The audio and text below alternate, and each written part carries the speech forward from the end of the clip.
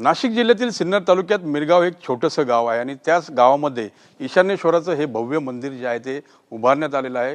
शिवनिका संस्थान यांच्या मार्फत हे मंदिर जे आहे ते उभारण्यात आलं आणि त्याचे अध्यक्ष आहेत अशोक खरात उर्फ कॅप्टन खरात। महिला हत्याच्या प्रकरणामध्ये त्यांना अटक झाल्यानंतर या मंदिराचा देखील विषय समोर येतोय, कारण राजकीय पाठबळ जे होतं अशोक खरातला, त्यामुळे ग्रामस्थ समोर यायला तयार नव्हते। त्यामुळे आता अटक झाल्यानंतर अशोक खरातांना त्या नंतर ग्रामस्थ जे आहेत आता आक्रमक झाल्याचं पाहायला मिळतं आणि या ईशान्येश्वर मंदिराचं व्यवस्थापन जे आहे ते ग्रामस्थांकडे द्यावं अशी मागणी जोर धरू लागलेली आहे।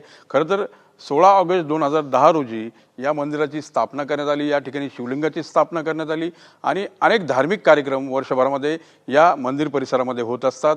या मंदिराच्या आसपासचा जर आपण परिसर बघितला तर त्या ठिकाणी अशोक खरातांचं मोठं साम्राज्य जे आहे ते पाहायला मिळतंय। कोट्यवधींची जागा असेल, फार्म हाऊस असेल, त्यासोबत आमराई असेल, अशा विविध उपाययोजना ज्या आहेत या मंदिर परिसरामध्ये करण्यात आलेल्या आहे आणि मोठं साम्राज्य जे आहे कोट्यवधी रुपयांचं ते उभारण्यात आलेलं आहे।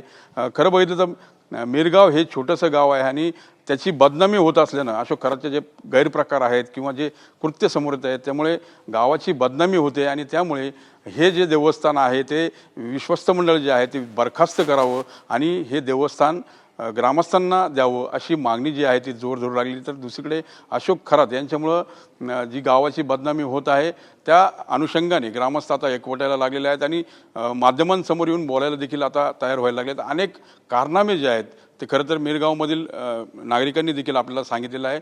त्यामुळे एकीकडे अशोक खरात जरी बाहेर आले आणि त्यांना सुटका जरी झाली तर त्यांना गावबंदी करू अशी भूमिका देखील मिरगावच्या ग्रामस्थांनी घेतलेली आहे आणि हे मंदिर देवस्थान आमच्याकडे द्यावं अशी मागणी देखील ते करतायत। लवकरच ग्रामसभा घेऊन यामध्ये ते याबाबतचे निर्णय जे आहेत ते घेणार आहेत। त्यामुळे आगामी काळामध्ये ग्रामस्थांची भूमिका काय असणार आहे हे पाहणं महत्त्वाचं आहे। कॅमेरा पर्सन अमितसह मी मनोज गाडेकर, TV9 मराठी, मिरगाव, सिन्नर।